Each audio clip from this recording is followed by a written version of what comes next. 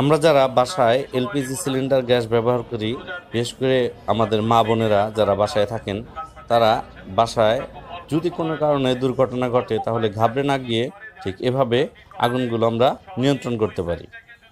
1 number পদ্ধতি হচ্ছে এটা। দেখুন কত চমৎকারভাবে আগুনটা পাইপের মাঝামাঝি চাপ দিয়ে বন্ধ করে দেওয়া হলো। এবার ধরুন পাইপ নেই, কিন্তু আপনার এলপিজির গোড়া থেকে একদম আগুন বের হচ্ছে। সেক্ষেত্রে আপনি হাতের কাছে যদি একটা বালতি বা গামলা থাকে, এভাবে চাপ দেবেন, ব্যাস সাথে সাথে নিমেষেই আগুন বন্ধ হয়ে যাবে। এবার হচ্ছে তৃতীয় পদ্ধতি।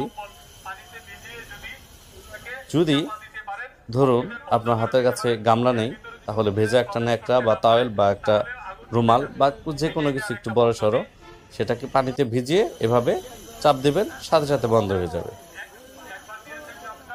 অনেক ক্ষেত্রে কোনো কিছুই নেই, কিন্তু সাথে আপনার শুধু বিধাতা প্রদত্ত এই হাতটা আছে। এই হাতটি দিয়ে আপনি কিন্তু চাইলে এই আগুনটি বন্ধ করতে পারেন, ঠিক এই ভাইয়ের মতো। জাস্ট এখানে চাপ দিয়ে, আঙুল দিয়ে চাপ দিয়ে ধরা। শুধু সাহসিকতাটাই বড় বিষয় এখানে। অনেকেই বিষয়টি প্র্যাকটিস করছেন হাতে কলমে, সুতরাং আপনারাও পারবেন। আমরা যারা বাসায় এলপিজি সিলিন্ডার গ্যাস ব্যবহার করি, বিশেষ করে আমাদের মা বোনেরা যারা বাসায় থাকেন, তারা বাসায় যদি কোনো কারণে দুর্ঘটনা ঘটে তাহলে ঘাবড়ে না গিয়ে ঠিক এভাবে আগুনগুলো আমরা নিয়ন্ত্রণ করতে পারি। 1 নাম্বার পদ্ধতি হচ্ছে এটা।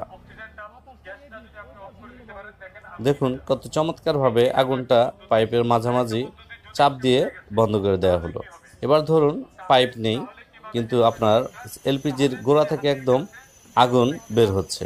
সেক্ষেত্রে আপনি হাতের কাছে যদি একটা বালতি বা গামলা থাকে, এভাবে চাপ দেবেন, ব্যাস সাথে সাথে নিমেষেই আগুন বন্ধ হয়ে যাবে। এবার হচ্ছে তৃতীয় পদ্ধতি। যদি ধরুন আপনার হাতের কাছে গামলা নেই, তাহলে ভেজা একটা ন্যাকড়া বা তাওয়েল বা একটা রুমাল বা যে কোনো কিছু একটু বড় সড়ো, সেটাকে পানিতে ভিজিয়ে এভাবে চাপ দেবেন, সাথে সাথে বন্ধ হয়ে যাবে। অনেক ক্ষেত্রে কোনো কিছুই নেই, কিন্তু সাথে আপনার শুধু বিধাতা প্রদত্ত এই হাতটা আছে। এই হাতটি দিয়ে আপনি কিন্তু চাইলে এই আগুনটি বন্ধ করতে পারেন, ঠিক এই ভাইয়ের মতো। জাস্ট এখানে চাপ দিয়ে, আঙুল দিয়ে চাপ দিয়ে ধরা। শুধু সাহসিকতাটাই বড় বিষয় এখানে।